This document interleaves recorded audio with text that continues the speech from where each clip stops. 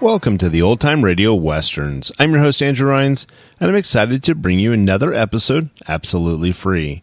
This episode is just one of over 80 episodes we release monthly. Now, let's get into this episode.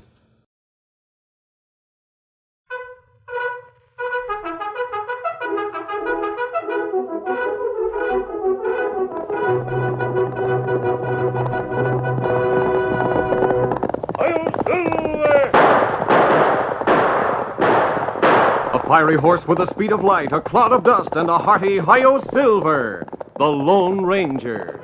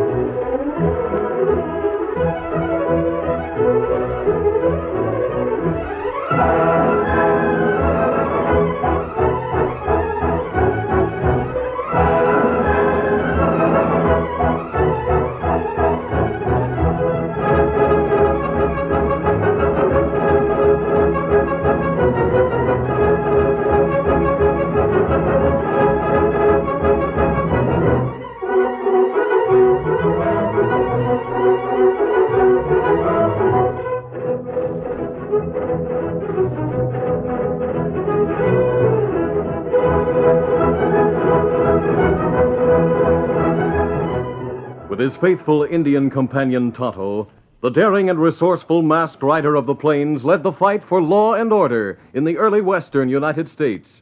Nowhere in the pages of history can one find a greater champion of justice. Return with us now to those thrilling days of yesteryear. From out of the past come the thundering hoofbeats of the great horse Silver. The Lone Ranger rides again. Come on, Silver! Let's go, big fellow! Hi-Yo, Silver! Hi!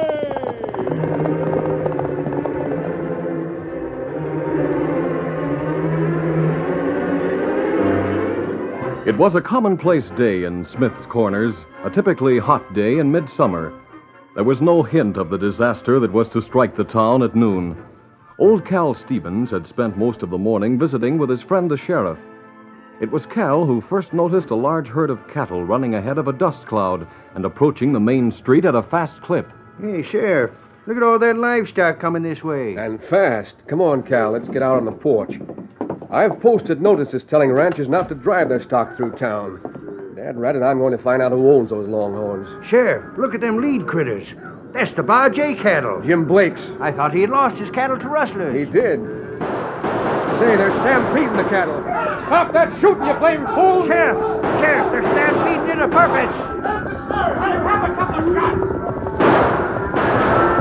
The rampaging longhorns filled the main street at Smith's Corners, goaded to a frenzy of fear by hard-riding men whose guns filled the air with flying lead, driving everyone to cover. Stampede, get to cover! Stampede, look out!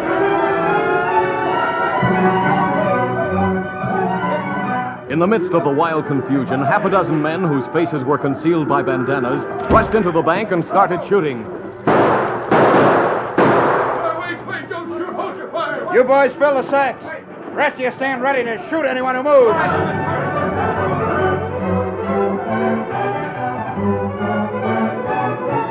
While one group of outlaws looted the bank, four other desperados charged into the express office conducted by Ma Healy. What's this mean? If this is a robbery, It is. You... All right, boys, grab that Wells Fargo cash and make it fast.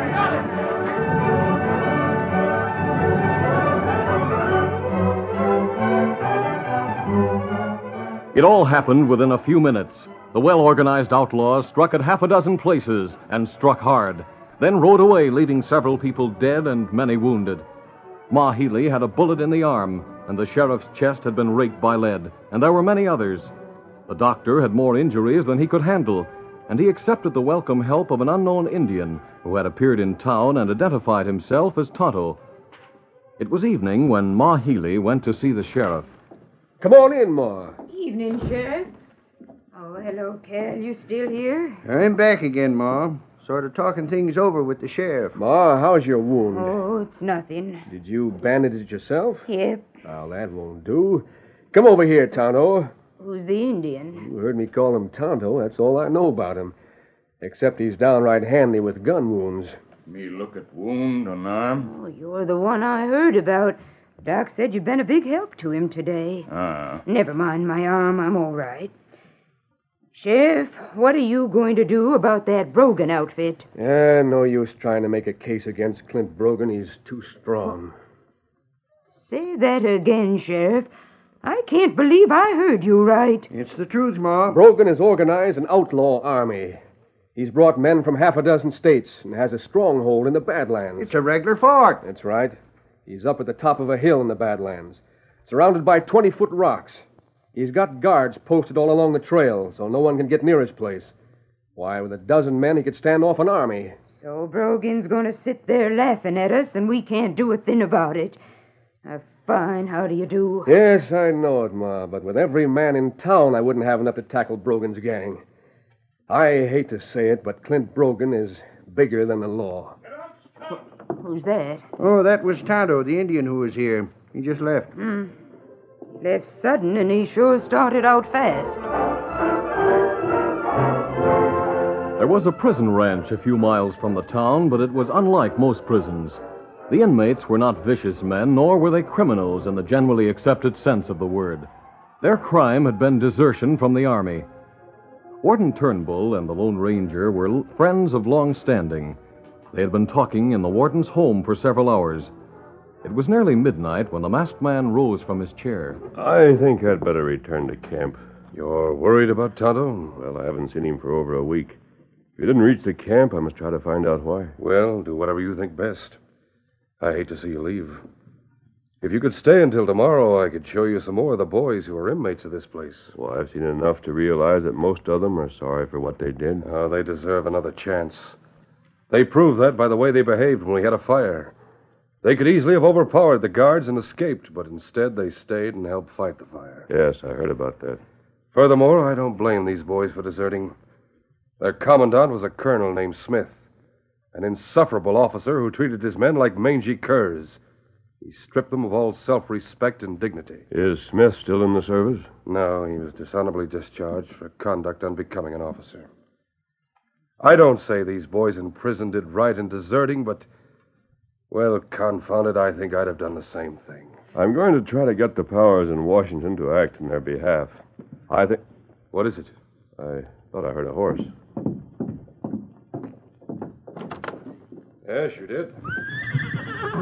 That's Tonto's horse, and Silver knows it. Now, there he comes. Good. He's riding mighty hard. I wonder what delayed him. Oh, Scout, oh, fella. Tonto! Me plenty late, Kimosabe. Me sorry. Tonto, you remember Warden Turnbull? How? Hello, Tonto. Glad to see you. Me come through Smith Corners on way to camp. There plenty trouble. In Smith's Corners? Big band of outlaws come from hills and Badlands. Clint Brogan's gang. You know 'em? Everyone around here knows about the Brogan gang. Well, Brogan gang start stampede through town, then start gunplay. In clipped short sentences, Tonto told about his day in town, the attack of the Brogan gang, and the helplessness of Sheriff Parmalee. The Lone Ranger found it hard to believe that any band of outlaws could so completely overwhelm the law. Tonto, do you mean to tell me that the sheriff admitted Clint Brogan is bigger than the law? That's right. And he speaks the truth. Can't he muster every man in town, every man in the county if necessary, to attack that stronghold and wipe out Brogan's gang? No. If you knew the nature of Brogan's stronghold, you wouldn't ask that question. He has guards all along the trail from the valley to the top of the mountain. His men could fire from behind the protecting rocks and stand off any number of men. Why not hit Brogan when he's out of his stronghold? He comes out only when he's sure of a successful raid. I see. Now that you can stay the night, let's get back to the discussion about my charges here at the ranch. I think I'll leave just as I'd planned to do. But Tonto's here now. You don't have to look for him. Yes, I know. You said you'd stay. Well, that was before I'd heard about the Brogan gang. Now, look, my friend, there's nothing you nor anyone else can do about the Brogan gang. Sheriff Parmley's a good man, and he's no fool. He knows enough to admit defeat where Brogan is concerned. I guess the sheriff knows more than I do, Warden. Huh? Come on, Tonto. Let's get to camp and make some plans. Me come. You mean you don't know enough to admit defeat by the Brogan gang? Not yet, Warden. The lessons are costly. Now, please come back here. Don't be foolhardy. We'll meet again. Doggone it. If that masked man is killed by the Brogan gang, it'll be... if he moves against them, he certainly will be.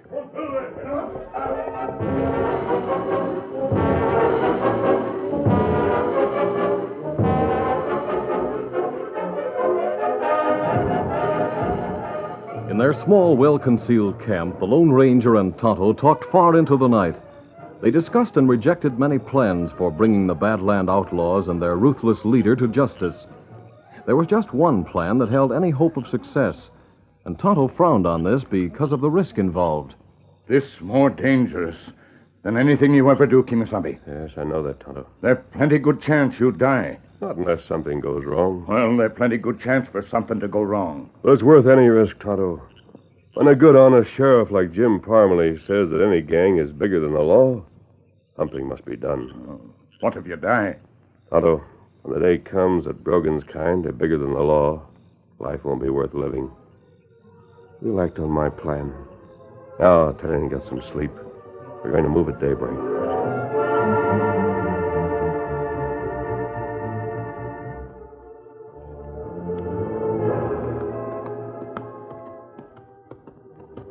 The Lone Ranger left his camp at daybreak and rode out across the boulder-studded Badlands. After traveling nearly a mile, he started up a long, slow grade toward the craggy mass of rocks that served as a fortress and headquarters for the Brogan gang. As he guided Silver up the hill, the trail became more narrow, and the rocks that bounded it were large enough to hide a man on horseback. Suddenly, two men leaped from behind a rock. Hold it, mister. That's a warning. Oh, Silver, oh, easy. Get off that horse and don't try any sudden moves. Well, I know better than that. Steady, big fella. Masked, huh? Well, that's interesting. Stand right there and keep your hands on top of your head. I came to see your boss. You'll see him all right after we've taken away your mask and guns. You hadn't better try that until you find out why I came here. You told us why you came here. You wanted to see Brogan. Yes, I have a message for him. Well, it might be better if I left it here where he would find it. Careful there. Keep your hand on top of your head. Very well. The message is in the pocket of my shirt. Help yourself. That trick's too old, mister. I move close to reach into your pocket, then you make a fast play. You grab me and use me as a shield while you turn a gun on Pete here. Are you really that afraid of me? We're not afraid of you. You just move your hands slow, pull out that message, and drop it on the ground. Then step back. Very well. He said move your hand slow. Just as slowly as you please. How's this? That's better. Here's the message. Drop it. Now move back a couple of paces. Keep 'em covered, Pete. I'll see what that note says. I'm covering them. He's doggone sure of himself. I think many of your gang must have worn masks at one time or another. Isn't that right? Well, of all... What is it? Listen to this. It's addressed to Brogan. Well, read it. This is to let you know that you're not bigger than the law. Some of your men are already in jail at Smith's Corners. You'll get a fair trial before they hang. The same justice is to be meted out to every one of your gang. Yourself included. Why, Who's in jail? No one just yet. But two men will be by the time Brogan reads that letter. Oh, is that so? Huh? Well, maybe you'd favor us with a little information before we march you up the hill to Brogan so as you can deliver the message in person, I'll be glad to supply any information you want. Which of the boys do you figure will be in Sheriff Parmley's jail? You two? What? You mean me and Pete? Yes. That's big talk for a man that's staring down the barrels of 245s. I wonder what Brogan will have to say about that. We'll know soon enough. Start walking, mister. Ahead of us. Right up the trail. And move fast or we'll shoot your heels off and carry you.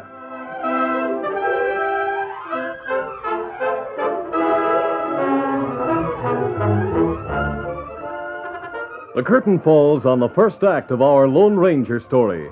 Before the next exciting scenes, please permit us to pause for just a few moments.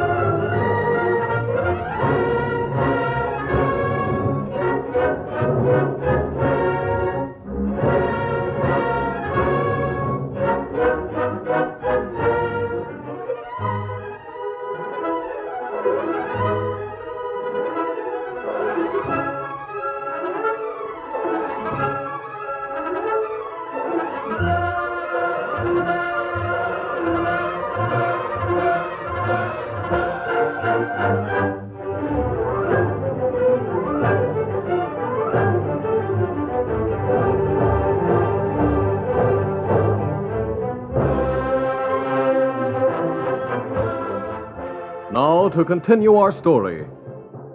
After being challenged by two of Brogan's gang on the rocky trail that led uphill to the outlaw stronghold, the Lone Ranger stalled for time as long as possible to give his faithful Indian companion Tonto a chance to reach a position close at hand.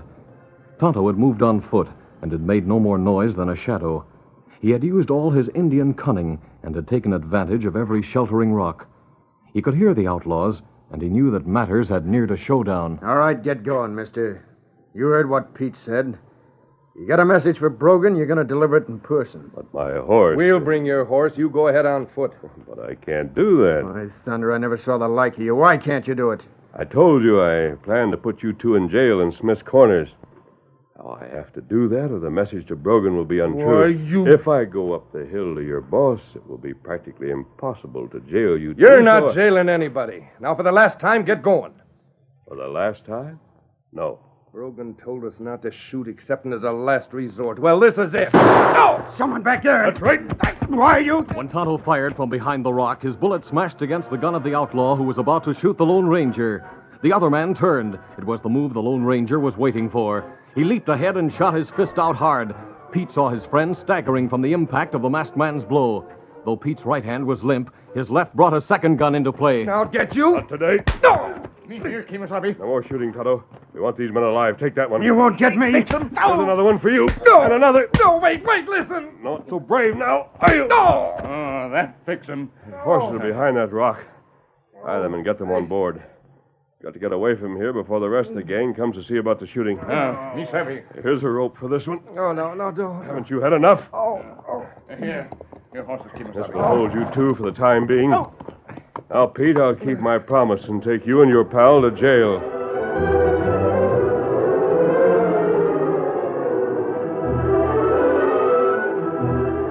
It was a long way on the dangerous trail from the point at which the guards had challenged the Lone Ranger to the fortress on the top. The shooting had been heard by Brogan, and he dispatched several of his men to investigate. They returned with a message in the Lone Ranger's handwriting. Jake and Pete were gone, boss, and so are their horses. Gone where? Maybe that message will tell you. We found it on the trail. The ground all around was scuffed like there'd been a fight. Why, you have all the downright cussed nerve. You read this, Loomis? Yeah. Two of my boys in jail in Smith's Corners. That's the law's answer to that raid we made yesterday. That raid was nothing compared to what's coming next. If they think they can threaten me and get away with it, they better think again. We gotta get those two out of jail. We'll get them out. And after that, there won't be no jail standing in Smith's Corners. Call the boys together for a meeting right away.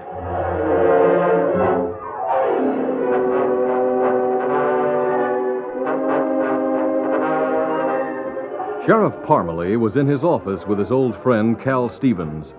The two had spent the morning discussing the raid of the preceding day. Well, this time yesterday, Cal, we were sitting here just like this. And 5 minutes later, things had busted wide open. That's right. Just about 24 hours ago to the minute.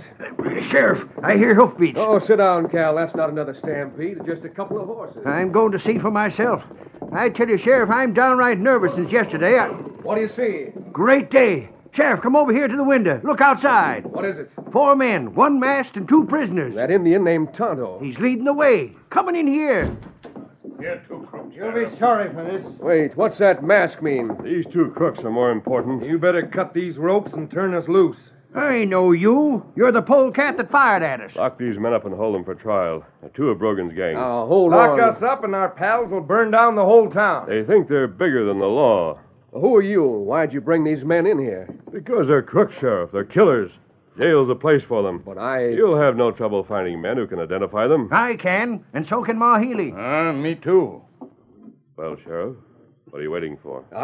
He don't dare jail us. He knows what'll happen. Sheriff, if you know what's good for you and for this town, you'll cut these ropes and let us get back to Brogan before he starts his attack. If Brogan starts an attack, he'll find more trouble than he can handle. Oh, that's big talk. I don't know what to do about this. I got the safety of the town to consider. You have more than that to consider. Just who are you? Me tell. Oh, Tonto, wait. No, Kimasabi. Me tell who you are. Then maybe, Sheriff, listen. This masked feller, Lone Ranger. What? That's who... You hear that, Sheriff? The Lone Ranger's on our side. Jail these men. If Brogan brings his gang, I'll help you meet them. Well, that'll be swell. Brogan will be glad to get you along with a few others in town. Ha ha. Go on, Sheriff. Put us in jail. See what happens. Well, even with you and Tonto on our side, and with every man in town geared to a fight, we'd be outnumbered by Brogan's men. And you're afraid of odds? Well... When your father came here, he found mighty heavy odds against him. And so did his friends who settled this part of the West. Maybe he should have turned back and returned to the East. Then you wouldn't have been born a Westerner. You wouldn't have inherited the responsibility of fighting against odds to make this country what your father hoped it would be. Now, listen. Go on, Sheriff. Turn these men loose, then go to your father's grave. Get down on your knees and explain that you were afraid of odds. Who's afraid of odds? Come here, you crooks. Hey. Open that iron door, Cal. We're holding these coyotes for trial. The charge is murder. That's the ticket. You'll pay for this. Our pals will be here. We'll be waiting for them. There. Now, Cal, spread the word to get ready for another attack by the Brogan gang. Say, where's that masked man? Oh, him just leave. There he is, mounting his horse out in front. Him got plenty hard ride. Where's he going? I thought he'd stay and help us fight when Brogan comes.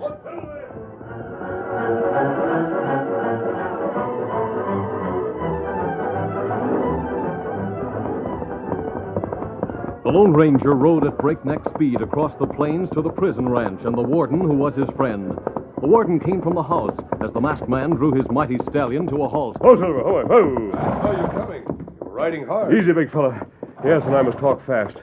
Yesterday you told me that none of the men in your charge were hardened criminals. Desertion from the Army was their only crime. For that, they've all served more than a year. The war is over. Well, I think these men have been punished enough. They should be starting farms and ranches of their own. They should be building homes and developing the West instead of wasting their lives. That's why I wanted your help in securing pardons from Washington. Warden, how far would you trust your prisoners? All the way. You said they were sorry for their desertion. They are. Then let them prove it. How? Give them another chance to fight. What? Brogan's gang is going to attack Smith's Corners again. Turn the prisoners loose to fight that gang. On their word of honor to return here if they survive. I don't know about that. The authorities give you a lot of leeway. They've let you run this prison ranch as you've thought best. They have a lot of confidence in your good judgment. But releasing the prisoners from custody... Brogan must be shown that there's law and order in the West, that he is not bigger than this country. This is a chance for those boys who ran out on the Army to fight again for their country. Get them together, talk to them, see what they say. The Lone Ranger talked rapidly and convincingly.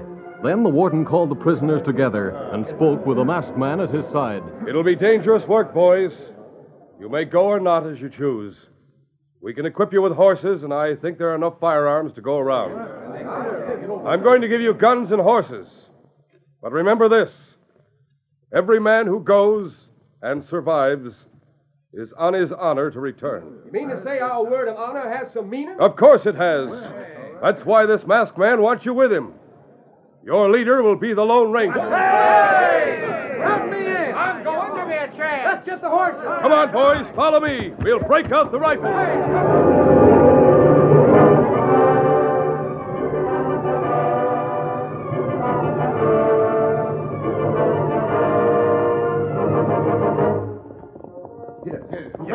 Come on there. Get up, boy. Brogan and his men, armed to the teeth and bristling with hatred, rode into town at sunset. All right, men. Give it to The sheriff had spread the word, and the townsmen were prepared, but their number was pitifully small, and they were inexperienced in battle. They had set up a barricade of wagons, boards, and barrels at each end of the main street, but these defenses proved of little value. The gunmen swept into the town from all sides, coming through the rear doors of the stores and houses like a tidal wave. The barricades were torn down so more of Brogan's men could charge in with horses. In the street and on verandas, on balconies, and even inside buildings, there was hand-to-hand fighting, and generally each one of the townsmen found himself facing 2 or 3 of Brogan's men. The sheriff's heart was filled with bitterness as he crouched with Tonto back of an overturned wagon.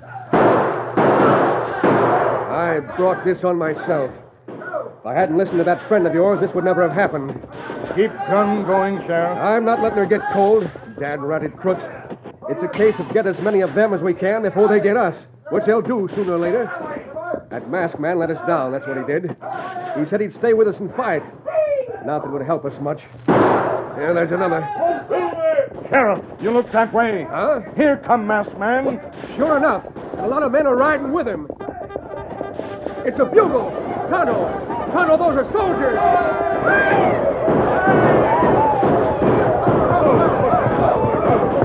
All right, here's your chance, boys. Here's the fight you wanted. Fighting was a game those soldiers had learned well. They pitched in eagerly, and every man seemed determined to make amends for the crime that had sent him to the prison camp. The odds were now against the Brogan gang, and soon there were shouts and yells of... Don't shoot! I quit!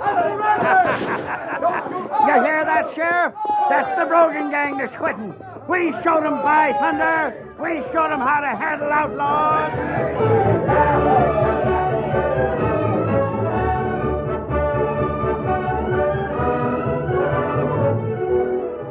It was 1 month later when the warden once again called all the prisoners together. Boys, the work you did in helping capture Brogan and his men has not gone unnoticed. I have here a letter from Washington. It's official and it's long. It applies to every one of you. I'll read the line that really counts. Each man in your charge is given a full and complete pardon. You mean we're not prisoners any longer? We're free? You're free. Now go on and build those homes you've all been dreaming of. And give thanks to the Lone Ranger.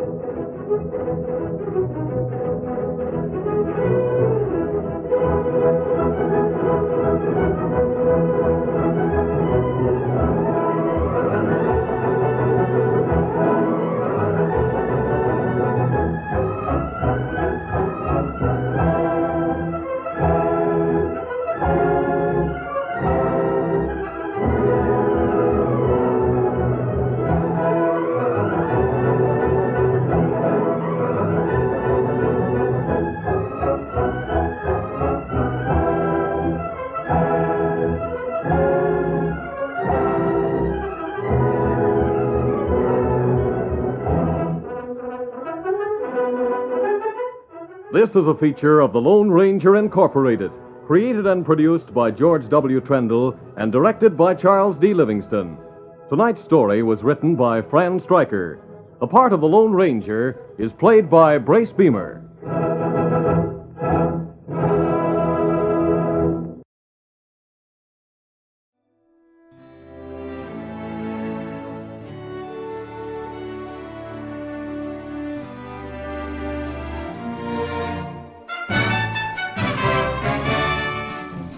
This has been a presentation of OTRWesterns.com, and we hope you enjoyed. please take some time to like and rate our shows in your favorite podcast application. Follow us on Facebook by going to otrwesterns.com/Facebook. Subscribe to our YouTube channel by going to otrwesterns.com/YouTube. And send us an email, podcast@otrwesterns.com. You can call and leave us a voicemail, 707-986-8739. This episode is copyright under the Attribution Non-Commercial Share Alike copyright. For more information, go to otrwesterns.com/copyright. Have a great day, and thanks for listening.